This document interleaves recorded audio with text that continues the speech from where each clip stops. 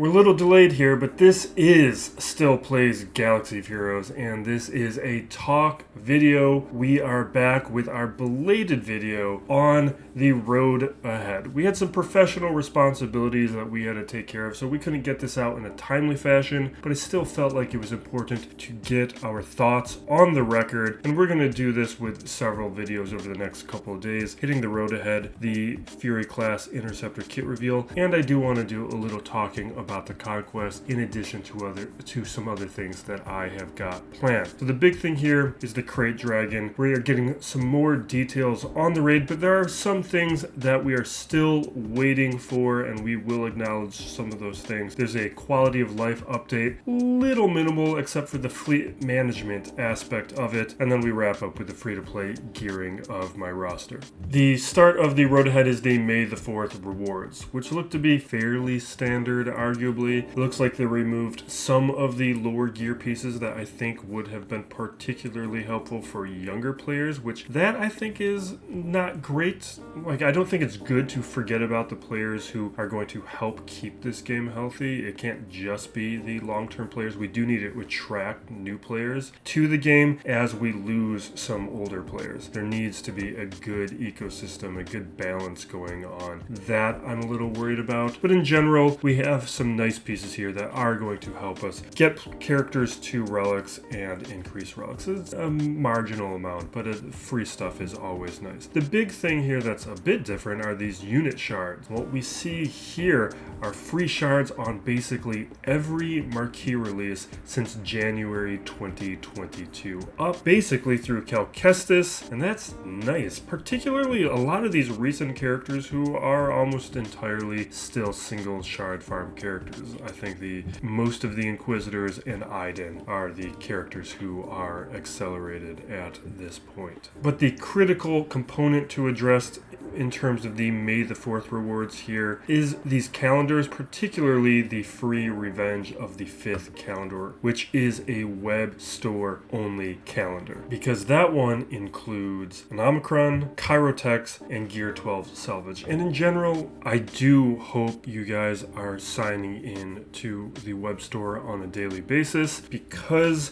it does really add up. I know it's an inconvenience. You can just have a window on a web browser that you refresh or open up every day. You're usually going to be logged in, and then you're able to get those Kairos. Over the course of a year, you're looking at over 700 Kairos. Split that up between the two, 350 plus of a Cairo prod or a Cairo computer. That's leveling up like an Inquisitor character. That's meaningful, and that's a big advantage over the players who don't bother to do it. Last thing here is the double drops. Those are great. Just remember to do your refreshes. I think there's one benefit of doing this a little later is a secondary reminder to make sure you've got the crystals on hand. Don't spend them too far in advance so that you can really take advantage. The raid overhaul is on the horizon. Starting around the end of April, about 7 days, the existing system will be shut down and we will be without raids for about a week, leading up to the new raid system being introduced. And I am very excited for it. The old system was antiquated and not doing anything for nobody, and if you were like the majority of players like me, not actively participating in the Sith raid for top 10 rewards, then that meant a pretty severe drop in your Gear 12 pieces. So this update has the potential to meaningfully correct that system, make it more equitable and engaging for everybody. For the raid information, I do want to note what is missing. We don't hear about a character reward, we don't hear about the reward ladder, and we don't hear about the hero characters that are going to receive that tag and get the benefits that they do list out. So there is still a lot forthcoming, but we do get an overview of the Krayt Dragon Kit. Now, since this is not a playable character, we aren't going to go into the detail here, but I do want to highlight some of the key mechanics to keep in mind during our play and some of the characters who I think you will want to have in order to participate at high levels. The mechanics we need to pay special note to are swallowed, poisoned, Defiance, and Enrage. The rest of the details we can set aside. But going into this raid, this is what we need to be aware of, particularly Swallowed and Enrage, because those are the win conditions for the dragon. Our goal is to do damage to the dragon when it doesn't have bonus protection. The first special, and we need to pay attention to this, it has a 2-turn cooldown, which is going to be pretty quick. We need to be careful with this one, and it's going to synergize with the second special. With the first one, this is going to be one of the critical parts of the mechanics because it's an instant defeat for any of our characters who have the status Swallowed, and this ability will also inflict Poisoned,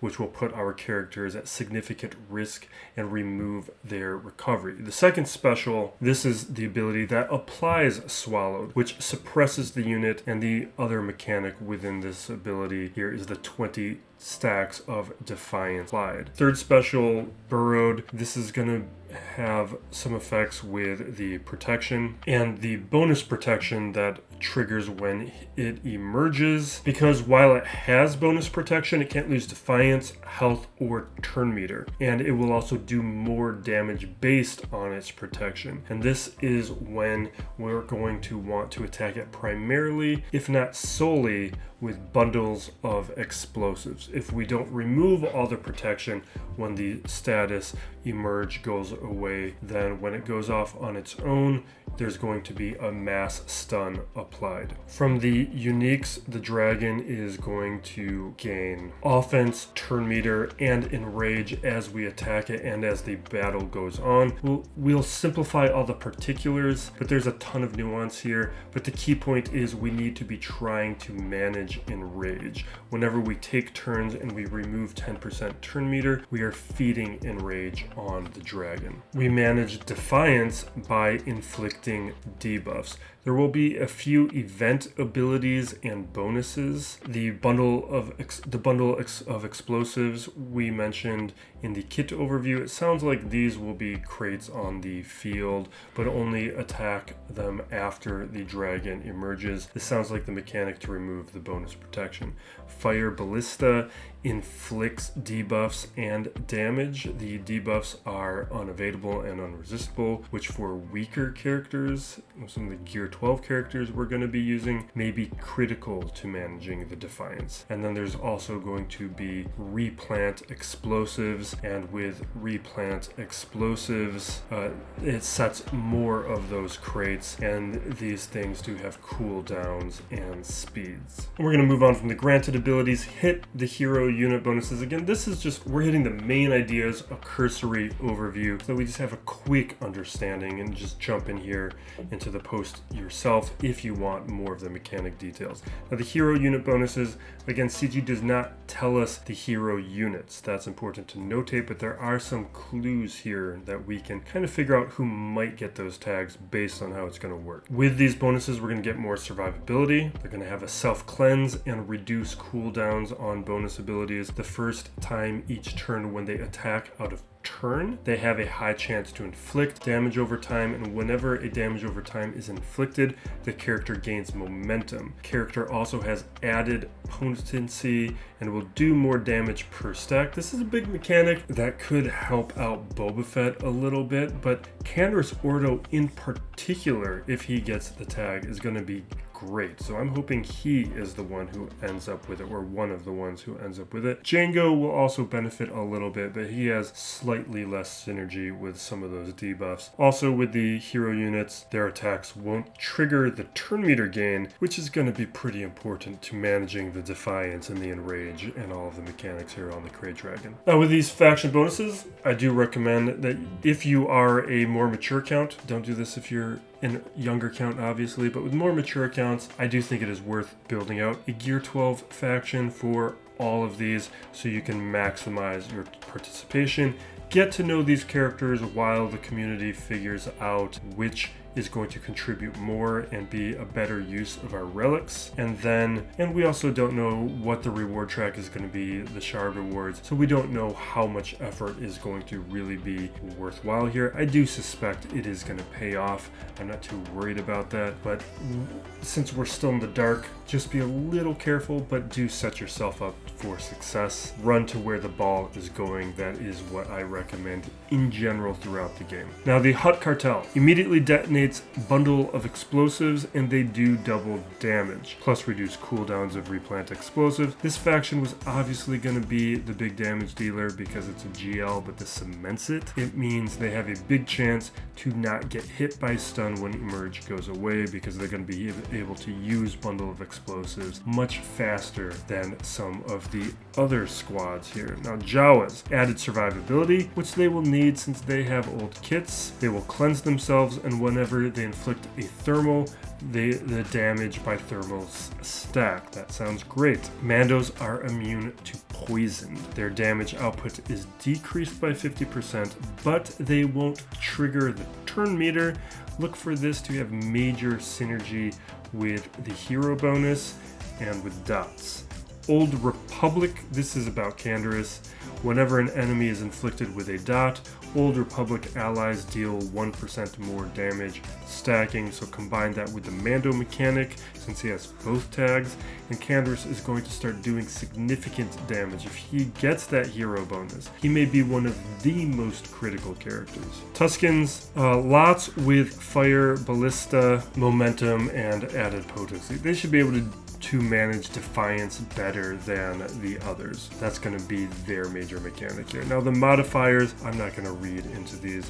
It's just the big piece of information that they're able to clarify here is that these modifiers that they refer to are going to be gear and relic dependent. That was not clear from the original post. Basically, the modifiers mean better rewards, but the event is harder. The modifier levels are relic and gear dependent. Level 1, though, requires gear 12, so that locks in only 7-star characters to participate, which was safe to assume, but this all confirms it. And it means I, for one, will be taking up my Jawas and other characters all up to gear 12 before the raid starts to maximize my participation and to show all of you what happens with these characters as you continue to work on them.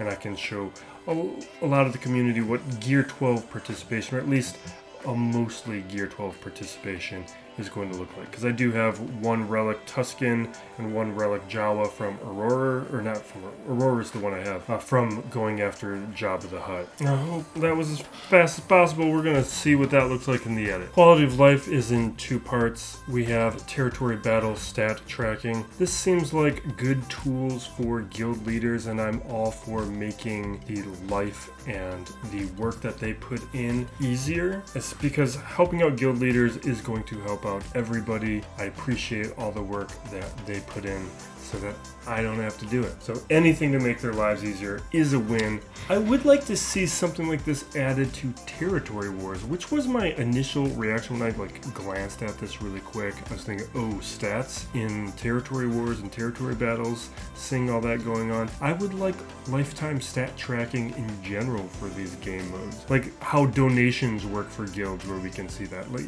more information is always more fun. I like to look at those numbers. I know there's going to be players like me who like to look at those numbers. It can be something fun to be competitive over, and it may just encourage a little bit more participation as well. Now, what I do really care about a lot more, and I think the majority of you care a lot about, is fleet management. Because I, for one, have definitely put in fleets with the wrong capital ships before, and that can really mess up a grand arena. So I'm looking forward to never doing that again. This was massively needed, a huge pain. I'm glad it's finally coming, especially now that they have formally announced within this post about the Sith fleet growing and mentioning the Leviathan is coming, which has been talked about in the community for the past week since they put that little hint in the update and put it here formally in the road ahead. I expect it's going to come in August. I think the timing is going to be similar to the Executor and the Profundity. I do think we've been talking about it for a while. I've been saying work on your Sith Assassin in the quarterly speculation videos. I expect all that to pay off. We'll probably talk more about it fairly soon.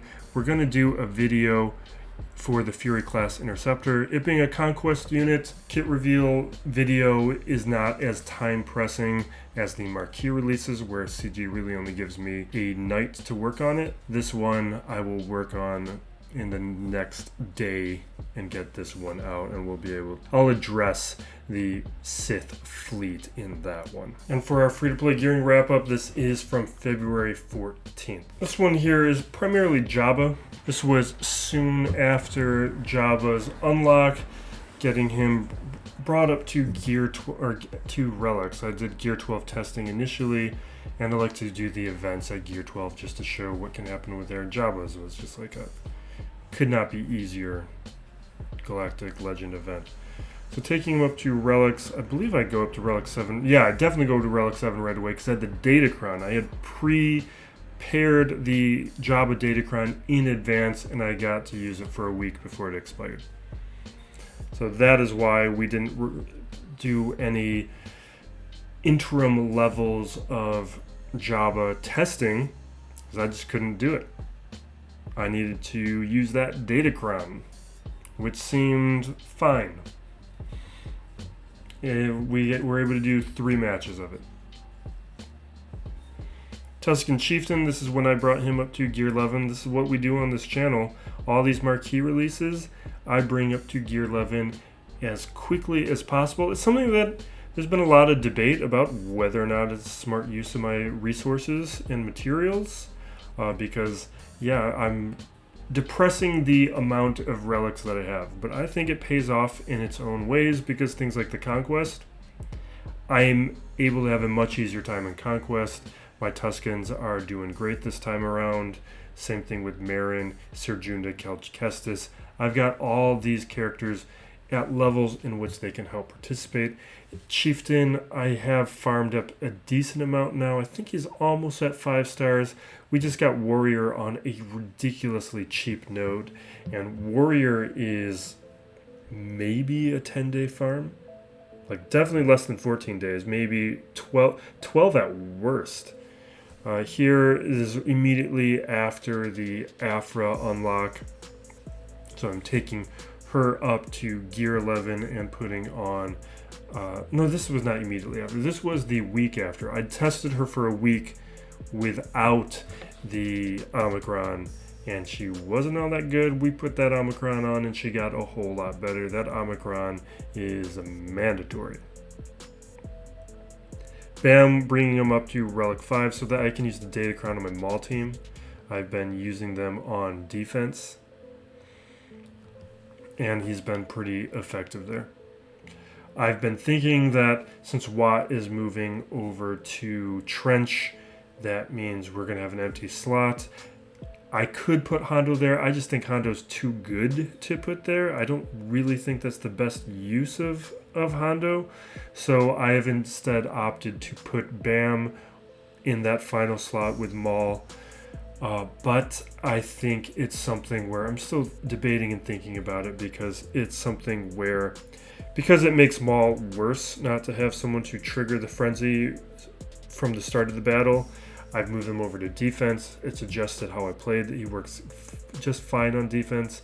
But there are questions now. What happens with Jango? Does Jango move over to Trench as well? So far, I have been using Trench without Jango, just so I can preserve the integrity of my Maul team. I don't want my Maul team to be picked apart like I feel like it has been. If I had Lord Vader, I'd probably be fine with it. My Maul would be with Lord Vader, but I am not a Lord Vader player. And we'll wrap it up there. I will be putting out the Sith Fury class Interceptor video very soon, so look out for that one, and then a Conquest video to follow soon after. Got a little bit of breathing room with my projects, so that should allow me to get out a few more videos here on the YouTube channel before I get busy again. It's what I'm hoping for. So look out for that. Thank you for watching. Be safe out there, everyone. Be excellent to each other. This is Still Plays Galaxy of Heroes.